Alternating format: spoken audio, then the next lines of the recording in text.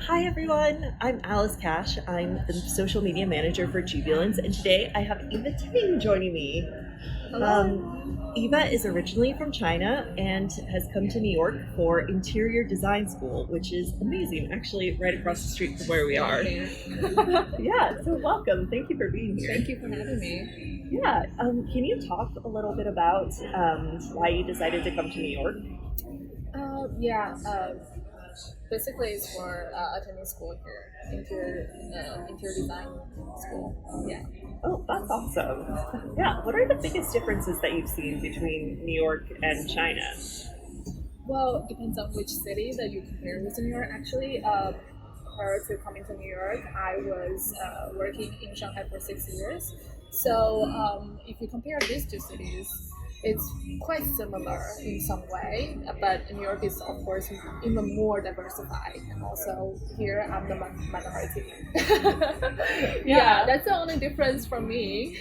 Okay. But other side is like very open society, and then like very diversified with the population, so that you meet people from all different kinds of backgrounds, which I really love about big cities like that. So I can learn a lot from just meeting different person, get different people in daily life. And were you working in interior design in Shanghai? No, no, no, no. What were you doing? Tell us. Before that, I was in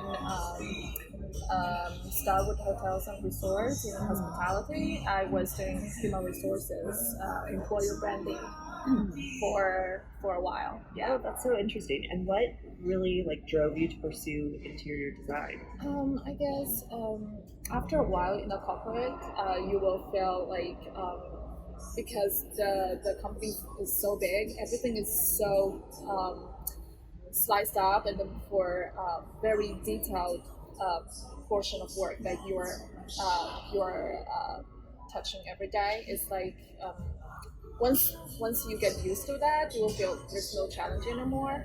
So it's like, okay, I want to do something more challenging, and also maybe something that I'm really passionate about. So I thought about what I really love, and then with respect to high school, that I really had this thing, passion for interior design. I would ask my desk mate. I was like, so what's your home like?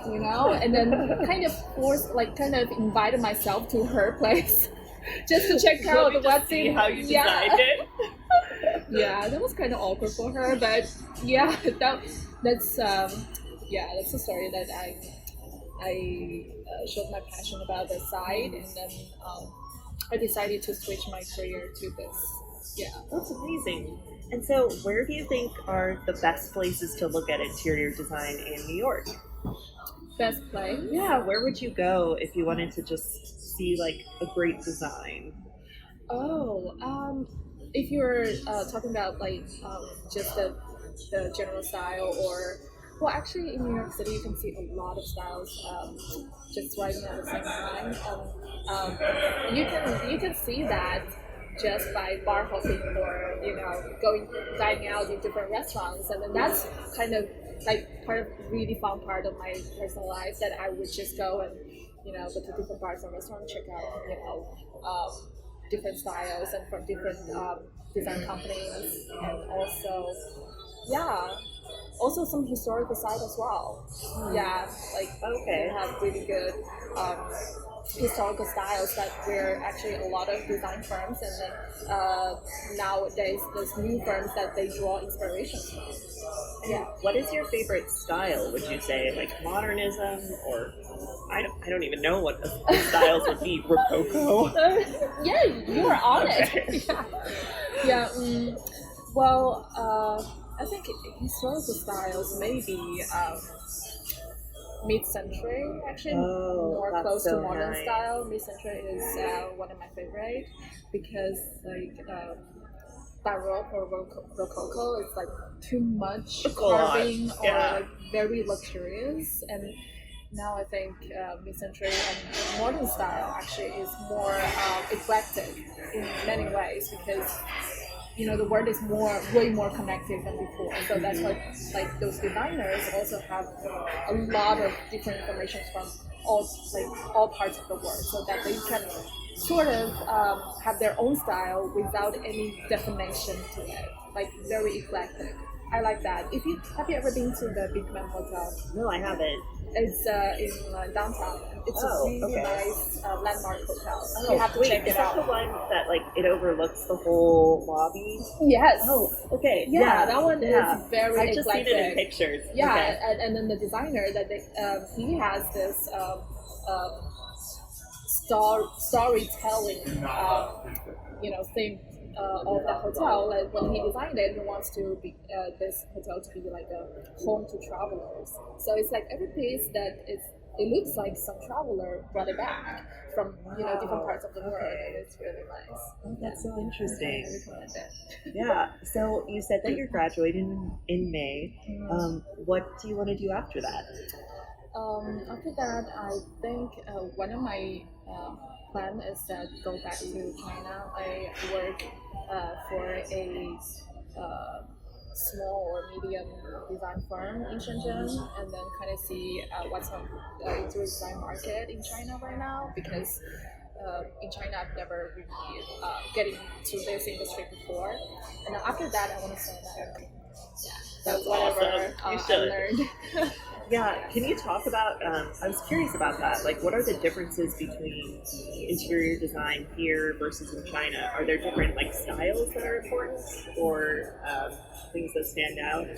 We all become like closer and closer as a world, but Yeah. like, what's popular or? Well, definitely there's a big gap still, like between China and the US in this particular industry, because of the most recent modern history of China, that we had a period of time that it was totally closed from the world, and the economy and politics, everything just very how do you say it, close-minded, and then so a lot of design and beauty of the historical designs and arts are lost from that time, I think. So now it's like, actually, I would say it's the best time for Renaissance, like in China, in design. This is kind of a blank slate then. Yeah, and then now like China is more open up to the world, and then it's more connected, and then also I would say the leaders are much more open-minded. Actually, since 1978. So now I think also along with the new generations, like my generation, are starting to be like main consumers in the society, so that You're the main consumer. like the people in the 30s, Wow. like That's also like fascinating. people in the 40s, and then people in the 20s actually.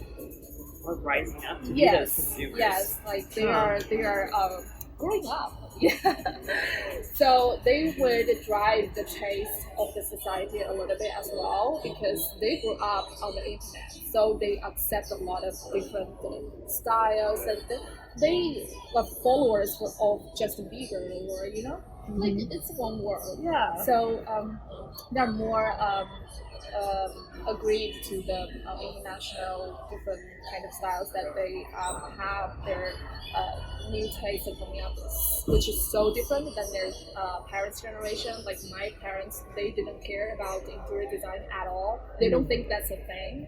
But here, like my school, it's a very very obvious like proof of what like US has come so far, that this school has been there for over 100 years. Wow. So that says a lot about this industry in this country, that they have deep roots. So they come gradually, and then I think that's very mature industry here. So I think it's the best way that I come to learn, and then give back to China, and just kind of like in the movement. But it's a strong word, but I see the change in the society. Wow. Yeah, especially when the new generation and also middle class coming out in China. So yeah, I would say. Yeah, that's really interesting. Yeah, I would say it's definitely a new but a very strong aspect of life that they're realizing, and then they want to also do something about this, like not just buy a big house, but don't know what to do about it. So I think it's Wow. yeah. It sounds It's a like big the market. perfect time then. Yeah, Yeah. a big market. Yeah. That's amazing. Yeah, that's part of the reason that also I want to switch to this as well. Oh, okay. Yeah. Wow. Yeah, it's starting your own company there. That's amazing. Yeah, you were Yeah. talking about Shenzhen earlier as Yeah. being like sort of the capital of like entrepreneurship and like being able to Yes. create different sorts of new industries. Yes, yeah, the government there is very supportive. I would say it's the pioneer of the governments in China to cultivate this kind of entrepreneurship culture. Oh, that's amazing. Yeah, Yeah. you should come visit. I will. I want to. And then I'm curious too. So we talk a lot about being a woman on this podcast. What are the biggest differences that you see between like being a woman here versus being a woman in China, or are there differences or just similarities? Actually, the time I came here, I think the Me Too movement here, That's right when you came. I think they're coming really strong, like 2016. Oh wow. That Yeah. was 2016 or 2017, and then now it becomes like so strong a movement, and the feminists is sort of like really, how do you say, it's really strong right now. In China, I don't think that's this strong, but in China, I think in general, I didn't feel like so much difference between men and women in the workplace. Oh, interesting. I don't know. To some extent, I feel like the equality between genders in China is actually okay from my perspective. That's great. And also, but also maybe there's no such a platform or discussion like so outspoken in China because also because of our culture roots that people tend not to like being very open about this kind of issue. Like it's still there's a cultural barrier to that. Like they don't want to talk about things so sensitive like in the public space of themselves. So maybe that's another reason that I didn't hear so much about that in China. But here, it's definitely out there. I think it's really good for women. Like, it's like women waking up to their own rights and power, and I think it's very, very good. Yeah. That's great. It's so interesting. Yeah. Yeah, I think so.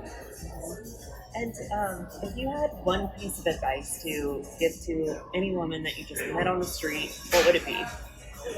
I don't know if I'm in the place to give other people advice, but before being a woman, I think everyone, first of all, is being a man, like being a human. Okay. On that thing, like on that level, it's like you want to first of all be a human first, like everyone's equal, like and also I would say that. I think there's definitely common human values that you would say that applies to everyone, and then based on that, I agree with that. Different genders have different advantages and disadvantages, or their specialties in different areas. Yeah. Like I don't deny, different genders they have different. How do you say? It's not disadvantage or advantage. It's like Differences? things that they are good at. Okay. I would say that it's not a stereotype. It's not like it has to be divided by gender.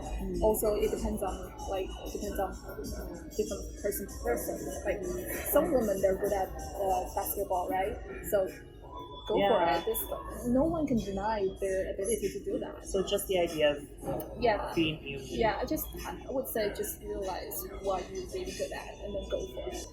That's great. It doesn't matter what gender you are. Yeah, I was curious about that too. So in China, like I know here in the United States, I mean, there's a lot of political talk and questioning about like gender and like gender is fluid, and there are so many more definitions now than we've ever had before. are there those same definitions in China, or or is it more like binary? This is very interesting because obviously nowadays, like the young generation, like my generation, we are talking about this kind of all different genders.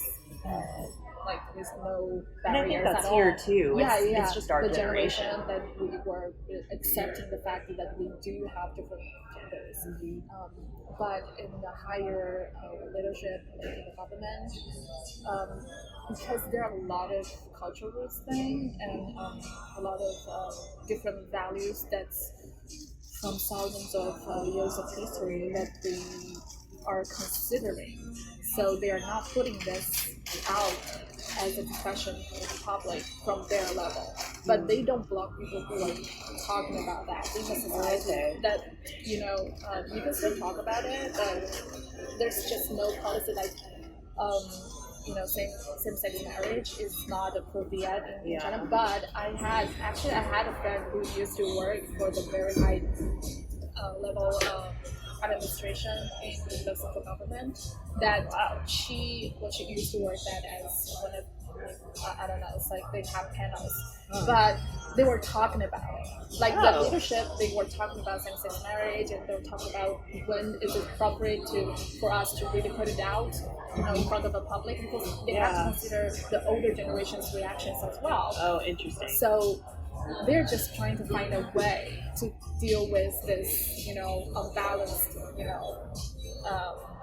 different sides of the. How do you say that?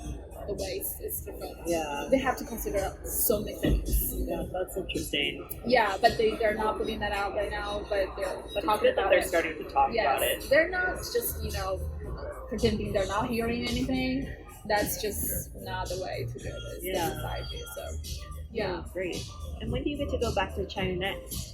Will it be when you graduate, or? Yeah. Okay, I think so. cool. That's amazing. Yeah. Is there anything else you want to add? I don't know. I'm just so happy that you get the chance to be on your channel. Thank you so much for doing this. Thank you. It's great to have you.